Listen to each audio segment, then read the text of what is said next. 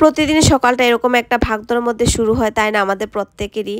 তো বাচ্চারা যখন স্কুলে যায় তখন ওই টাইমে যে রান্নাবান্না নিয়ে একটা তোড়জোড় থাকে, সেই টাইমে যে কিছু একটা খাবো সেই সুযোগ আর থাকে না। তো আমি কি করি, এটা যেন একটা অভ্যাস হয়ে গেছে, যখন ওরা স্কুলে যায় তারপর রাজার বাবাও বেরিয়ে যায়, তারপর নিজে খাবারটা নিয়ে বসি। তার মাঝে প্রচুর কাজ আমার শেষও হয়ে যায়। তো সেটা আবার প্রতিদিন যে একরকম থাকে সেটা না, যে যেরকম প্রতিদিন যেরকমভাবে পারি সেরকমভাবেই কমপ্লিট করার চেষ্টা করি। তো এখন আমি আর বর্দি নিয়ে বসবো, ভালো লাগে দুই বোন একসঙ্গে গল্প করতে করতে চা খাবো। আর সারাদিন তো এরকমভাবে বসে যে কথা বলবো ওইটুকু সময় থাকে না, দুপুরবেলার দিকে একটু সময় পাই বসে কথা বলি, তা না হলেই খেতে খেতে যতটুকু আর কাজ করতে করতে। ছোটো ঘর, কথা বলতে বলতেও কাজ করা যায়, কোনো অসুবিধা হয় না। আর এদিকে তারপর তো রান্নাঘরটা আরও ভালো করে ক্লিন করেছি। আর একটা ডিমের ট্রে, এটা ওই ডাস্টবিন আসবে ফেলে দেবো, কারণ এই জায়গাটা আমাদের তো ছোট্ট জায়গা, তো যতটা অ্যাডজাস্ট করে কাজ করা যায়।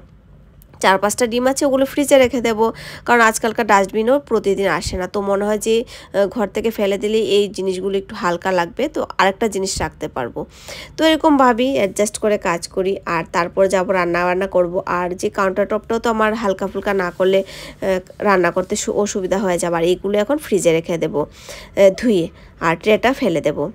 ডাস্টবিনটা যখন না আসে তখন মাথাটা একদম আর ঠিক থাকে না, কারণ এখানে তো ফেলার কোনো জায়গা নেই ডাস্টবিন যদি না আসে। আর গত দিনে যে বিমবারটা সেটা হাঁটিয়ে আমি একটা নতুন করে নিলাম, কারণ বৃহস্পতিবার নিরামিষ থাকবে, বাসন টাসন ধুতে হবে, তো সেই জন্য ওইটা হাঁটিয়ে দিয়েছি। আর এখন সকালবেলা চার বাসনও কিন্তু কমও হয় না, প্রতিদিন যতটা খাবারের হয় ততটা কিন্তু টিফিন আর চায়েরও অতটাই বাসন বেরোয়। আর চালটা আমি প্রতিদিনই ভিজিয়ে রাখি গো, যে 5 থেকে 6 ঘন্টা, মাঝে মধ্যে 2 থেকে 3 ঘন্টা তো আমি ভিজিয়ে রাখি, বাকি সময়ের উপর নির্ভর করে। সবসময় তো রান্নাটার একদম সময়ের মধ্যে করতে পারি না। তার এদিকে ব্যালকনিটা একটু পরিষ্কার করে আসলাম, তারপর দরজাটা ভালো করে হাতেই মুছে নিয়েছি, কারণ আর পাশে করে দিদি তো নেই, তা না হলে আমি ক্যামেরা এইভাবে সেট করতে পারি না। প্রচুর কথা এরকম হয়নি আমার কখনো, আমি ওরকমভাবেই ক্যামেরা সেট করি, কিন্তু নিয়েই বলে একদম খুলে কিন্তু আমি ক্যামেরাটা করতে পারছি। আর আজকাল তো অনেক ধুল, সেজন্য প্রতিদিন আমি পরিষ্কারও করতে পারি না। আর দুপুরে রান্না কি করেছি আপনাদেরকে একবার দেখাই। নিরামিষ ঝোল করেছি ফুলকপি আলু দিয়ে, টমেটো দিয়ে।